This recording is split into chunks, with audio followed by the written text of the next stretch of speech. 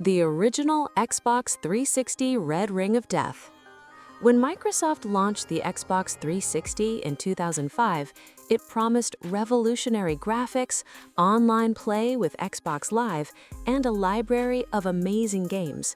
Gamers everywhere rushed to buy it. But within months, reports began to surface. Consoles were dying unexpectedly.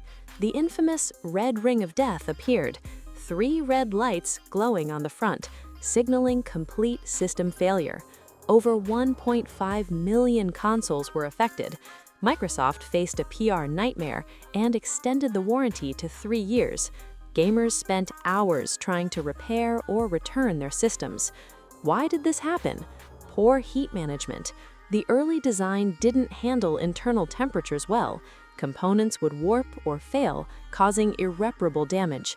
Despite the failures, the Xbox 360 eventually became a massive success, but only after Microsoft spent over $1 billion to fix the problem. Gamers learned a harsh lesson. Hardware innovation without adequate testing can backfire spectacularly. The Nintendo Virtual Boy, a vision disaster. Although Nintendo has been a pioneer in the game industry, there are instances when innovation goes beyond what is acceptable. In 1995, the Virtual Boy was introduced to the public. It was advertised as a portable 3D gaming experience, and it had a monitor that was installed on the head as well as red LED visuals, but it was unsuccessful for a number of reasons. It was difficult to look at the images, which resulted in frequent headaches. It was difficult to use the console, and it was not possible to play it in the majority of environments. It was only ever possible to release 22 games. The number of sales plummeted. It became one of the most rapid hardware failures in the history of Nintendo, with estimates indicating that only 770,000 units were sold for the entire world. One of the most important lessons that the Virtual Boy imparted was that pushing technology to its limits without taking into account comfort and practicality might result in the failure of even the most innovative gear. Sega Dreamcast. Early innovation, short lifespan. When it was first released in 1999, the Sega Dreamcast had a number of outstanding features, including online play, unique controllers, and powerful launch titles. The hardware, on the other hand, was plagued by numerous design faults, in addition to market timing issues. The minimal storage CDs of the device limited the size of the games. The console was somewhat pricey compared to other consoles on the market. By the time the Sega Saturn and Sega 32X were released, the company had already lost its customers' faith. In spite of the fact that it was in advance of its time, the Dreamcast was unable to endure. As of the year 2000, Sega had ceased production of it, which signified the end of their console industry.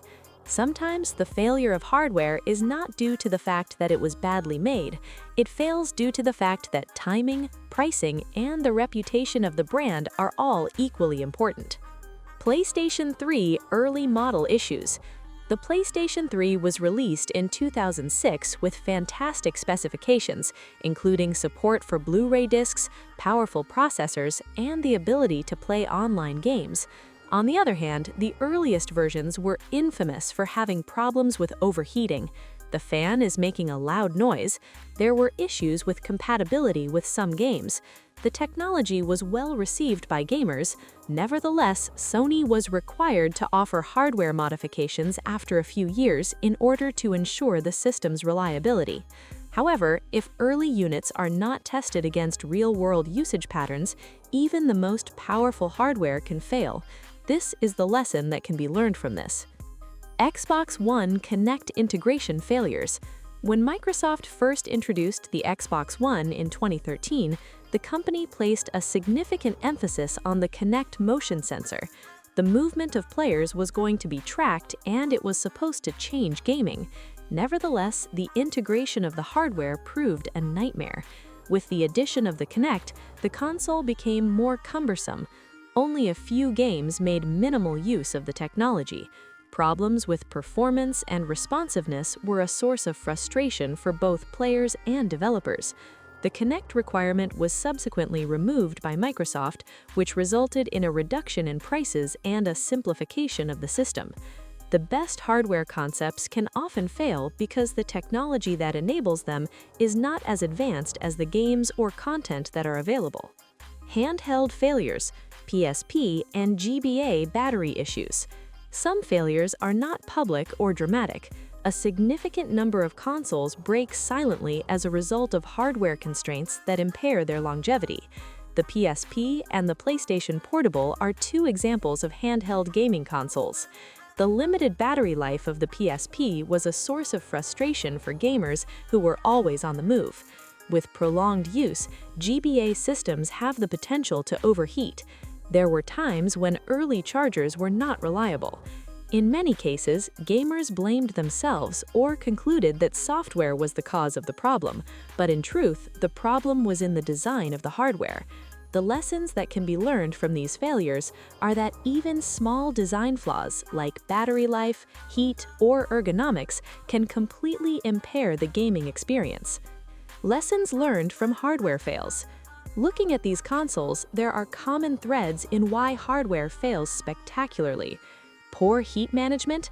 Xbox 360 and PSP showed that inadequate cooling can destroy systems. Over-ambitious design. Virtual Boy and Kinect promised more than they could deliver practically. Timing and market misjudgment. Dreamcast had great hardware but failed due to brand trust and competition. Early release flaws. PlayStation 3 first models proved that pushing the tech too early without extensive real-world testing is risky. Battery and ergonomics. Handheld consoles remind us that comfort and usability are just as important as specs. Hardware failure doesn't always mean a console is bad.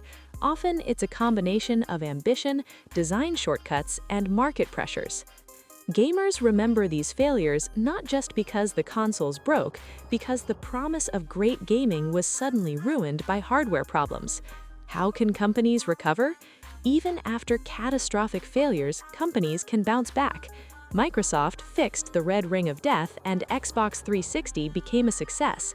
Nintendo learned from the Virtual Boy and delivered the Game Boy Advance and DS, massive hits.